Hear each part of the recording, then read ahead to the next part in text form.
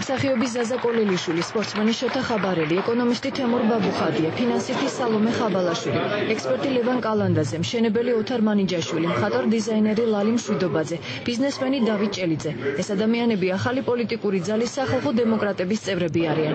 პარტიის ლიდერი ყოფილი საგზაო ინსპექციის ხელმძღვანელი ნიკა ივანიშვილია, რომელმაც საზოგადოებას საკუთარი გუნდი დღეს პირველად წარუდგინა. საინიციატივო ჯგუფმა ჩემო მეგობრებმა გადავწყვიტეთ დავაფუძნოთ პოლიტიკური გაერთიანება, რითიც ბრძოლაში შევდივართ ჩვენი ქვეყნის გადარჩენისთვის.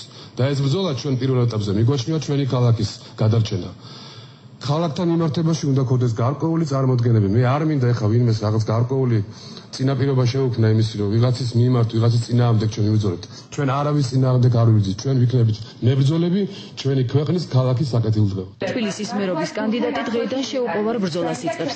ახალი პოლიტიკური პარტია, რომელიც რამდენიმე ათას წევრს ითვლის, უმეტესად ძველი სახეებით დაკომპლექტდა.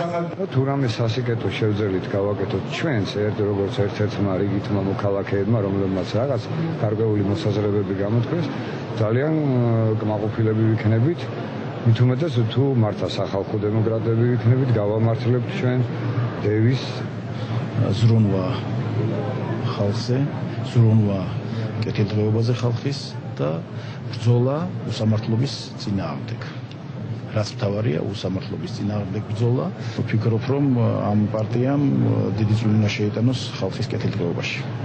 ნიკა ივანიშვილის განცხადებით ახალ პოლიტიკურ ძალას სხვა ოპოზიციურ პარტიებთან მოლაპარაკებები ჯერჯერობით არ ქონია. მისივე თქმით, საარჩევნო კამპანია საკმაოდ დაძაბული იქნება. ისინი პრორუსულ ქართულ პოლიტიკურ ძალებს თავიდანვე ემიჯნებიან.